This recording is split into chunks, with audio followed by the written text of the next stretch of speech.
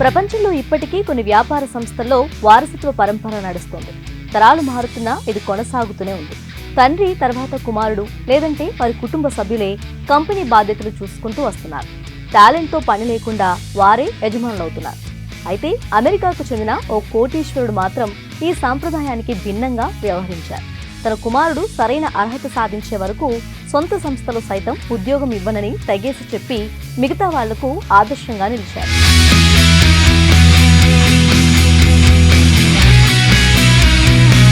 Related group అమెరికాలోని Florida కేంద్రంగా నడుస్తున్న ప్రముఖ రియల్ ఎస్టేట్ సంస్థ. $60 బిలియన్ విలువైన ఆ సంస్థకు అధినేత జోర్జ్ పెరెజ్. తాను నిర్మించిన సామ్రాజ్యానికి తర్వాతి వారసుడి కోసం ఎదురుచూశారు జోర్జ్. మరోవైపు అతని కొడుకు కూడా తండ్రి సామ్రాజ్యానికి వారసుడు అవ్వాలనుకున్నాడు. అయితే జోర్జ్ మాత్రం కొడుకు జాన్ పాల్ కోరికను నిరాకరిస్తూ అతడికి కొన్ని సూచనలు చేశారు. వారసుడు అనే కారణంతో సంస్థ ప్రతిష్టను ప్రమాదంలో పడేయటం ఇష్టం లేదని, ముందుగా నీ టాలెంట్ ఏంటో నువ్వు నిరూపించుకోవాలని చెప్పారట.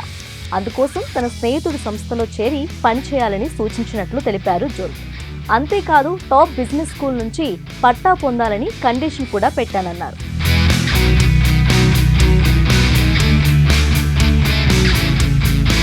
డబ్బు సంపాదించడానికి ఇష్టం లేని పని చేయకూడదని తన అభిప్రాయాన్ని వ్యక్తం చేశారు జోర్జ్ పెరెజ్.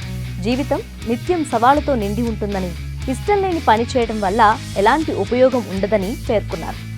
అంతేకాకుండా కేవలం ఇంటి పేరు కారణంగానే తన సిబ్బంది, తన పిల్లలకు పదవులు దక్కాయని భావించకూడదన్నారు. పెరెజ్ సూచన మేరకు John Paul billionaire Stephen Ross సంస్థలో అనలిస్ట్గా చేరారు. ఆ తర్వాత నార్త్ వెస్టర్న్ యూనివర్సిటీలోని కెల్లాగ్ స్కూల్ ఆఫ్ మేనేజ్మెంట్ నుంచి MBA పూర్తి చేశారు.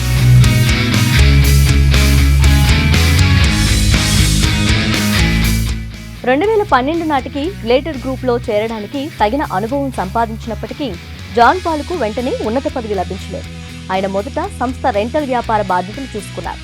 తన అద్భుతమైన పనితీరుతో క్రమంగా ఎదుగుతూ CEO స్థానానికి చేరుకున్నారు. ప్రస్తుతం జోర్జ్ పెరెజ్ సంస్థకు ఎగ్జిక్యూటివ్ చైర్మన్గా వ్యవహరిస్తూ కార్యకలాపాలను పర్యవేక్షిస్తున్నారు. దాదాపు 10 ఏళ్ల పాటు తన కుమారుల సామర్థ్యాలను క్షుణ్ణంగా పరిశీలించిన తర్వాతే వారికి ఆ కీలకమైన స్థానాలు అప్పగించామని పెరెజ్ స్పష్టం చేశారు. వారసత్వంతో కాకుండా ప్రతిభతోనే ఉన్నత శిఖరాలను చేరుకోవచ్చని ఇది నిరూపిస్తోంది.